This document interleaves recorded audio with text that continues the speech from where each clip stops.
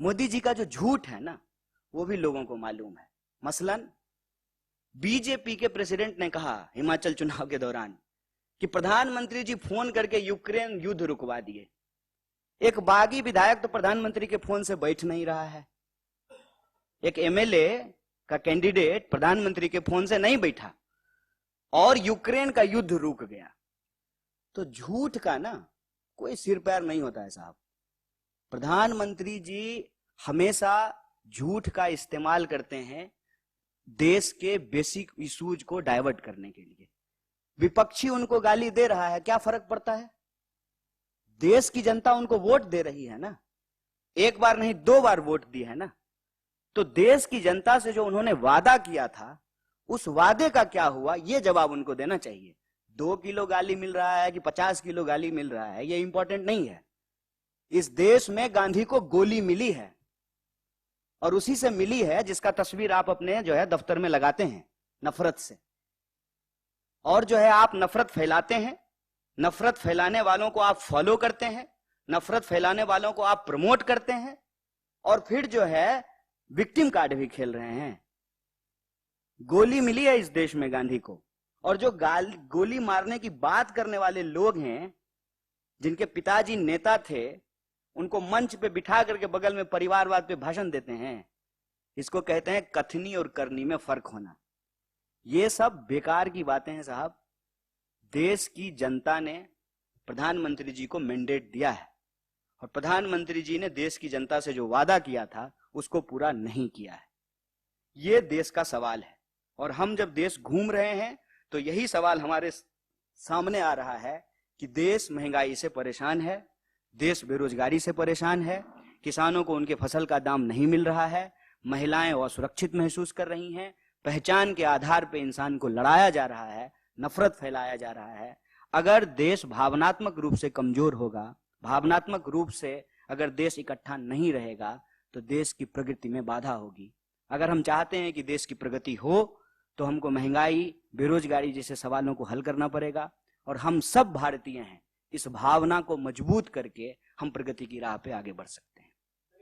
हम प्रधानमंत्री जी नहीं हैं कि भ्रष्टाचारी होगा जो व्यक्ति कांग्रेस में रहते हुए और वही बताएंगे कि वो व्यक्ति भ्रष्टाचारी है, अगले दिन उसको बीजेपी में शामिल करा करके उसको सदाचारी बोलना शुरू कर देंगे।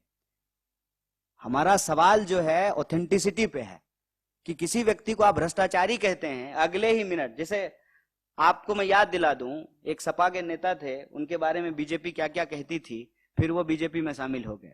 या कांग्रेस के ही नेता, आपने गुजरात की ही बात की, गुजरात के ही बहुत सारे ऐसे नेता जिनके बारे में बीजेपी पता नहीं क्या क्या कहती थी, आज वो बीजेपी में शामिल भी हो गए हैं, उनको टिकट भी दे दिया गया है और वो अच्छे हो गए हैं। जिनके ऊपर तमाम तरह के आरोप लगाए जाते हैं, ईडी भेजा जाता है, केस किया जाता है, जिन्हें बीजेपी में जाते हैं वो ठीक हो जाते हैं। तो नैतिकता का जो आधार होता है ना, वो एक होता है।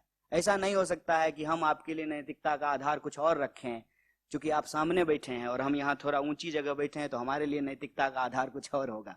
गलत होता है। कोई भी नेता बोले या कार्यकर्ता, उसको डोंट डिफेंड अनडिफेंडेबल। कि आप टैक्स ले रहे हैं देश के लोगों का और बेल आउट कर रहे हैं अपने दोस्तों का, नारा लगा रहे हैं देश का, खजाना भर रहे हैं दोस्त का। इस नीति को अगर बदल दिया जाए तो बड़े पैमाने पे रोजगार क्रिएट किया जा सकता है।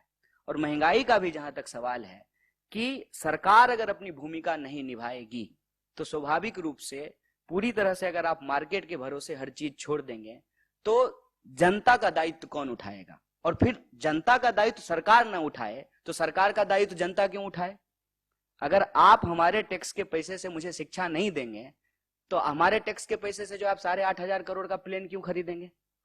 अब आप ये देखिए कि एलआईसी में देश के आम लोगों का पैसा जमा है। एलआईसी का सबसे ज्यादा शेयर जो है वो अदानी जी के पास है।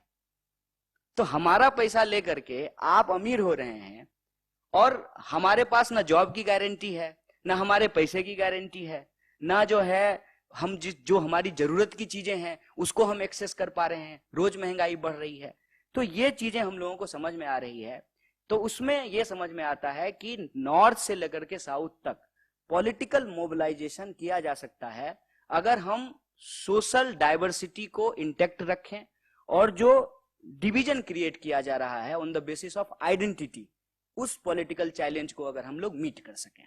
जहां तक हमारे नेता राहुल जी का सवाल है, तो आप जानते हैं कि जो है मीडिया से जी चुराने वाले नहीं हैं और लिखे हुए सवाल का इंटरव्यू भी नहीं देते हैं, और कोई ऐसा स्टेट नहीं है जहां प्रेस कॉन्फ्रेंस नहीं कर रहे हैं। अभी फिर उनका जो है महाराष्ट्र में प्रेस कॉन्फ्रेंस होने वाला है।